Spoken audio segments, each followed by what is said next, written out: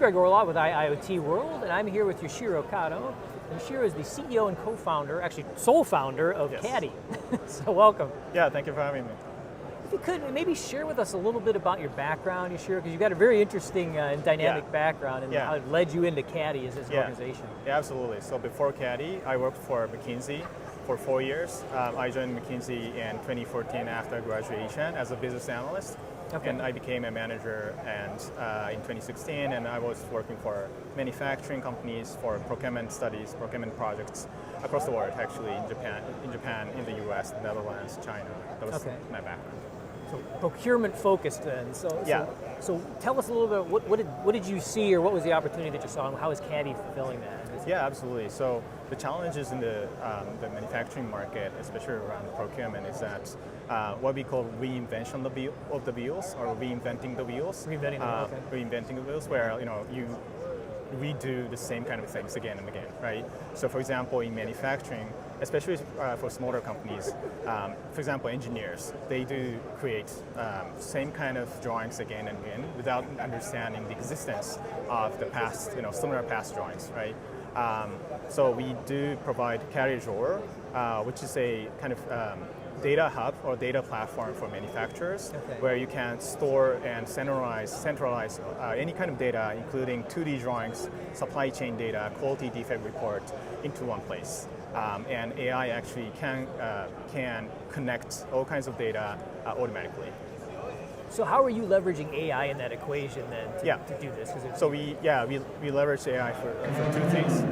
One is text extraction. So our AI actually extracts any kind of text information off of the data, off the drawings, for example. So our AI understands, this part is made from like steel or stainless steel or aluminum, and the size is this, and notes is this, whatever the information on those drawings. And secondly, our AI can understand the shape of the products. So our drawer can identify similar drawings in the past to a drawing that you are working on, and that is really helpful for to prevent from recreation of the drawings, for example. So is this a challenge that's unique to small, medium-sized enterprises, or the mom and pop shops, if you will? I mean, yeah, it's actually a good question. Actually, it is not unique to smaller companies. It is actually, so we work with a lot of enterprise companies like Subaru, Denso.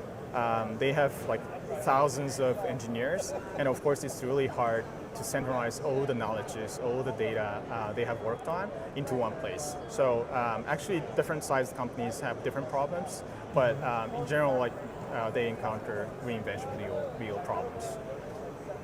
Interesting. So maybe tell a little bit, what have been some of the challenges that you faced in implementing this in an organization? Yeah, that's a good question. So customers can easily understand the value of fetching the data from your past archive drawings, and you can reuse the data for future activities. That's very simple. But actually the hurdle is like mindset, right?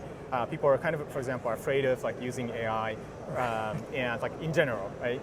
Not necessary for a drawer. So our approach is to, of course, the system is system, and system is important, but the more important thing is the value and the outputs, outcomes, out of the systems, right? So we actually have consultants, what we call customer success team, which actually supports our customers, each and every customer, for their implementation, and also generating values. So that's kind of this concept is kind of coming from my time at McKinsey. Got it. Okay. How about the role in terms of preventive maintenance? I mean, is there a play there as well with what you guys are doing? Yeah, that's a good question. So actually, we have a lot of maintenance people as a customer and users. How they use our drawer database is that of course, they're generally on site, and for example, if they have if they need to source a new part for maintenance, right? They need to look for the inventory, for example, if that's available or not. And if that specific part is not available, what you want to do is to find alternative parts, right? But it's very hard to find alternatives within your incumbent systems. So how they use Drawer is to search that part and click on the similarity button, and you will find mostly identical drawings in the past. And, Interesting. And with inventory information. So you can find, oh, this part is a little different, but probably you can utilize this drawing or this part for maintenance purpose, because this is super urgent, right? So this is how maintenance people use Roller. Interesting.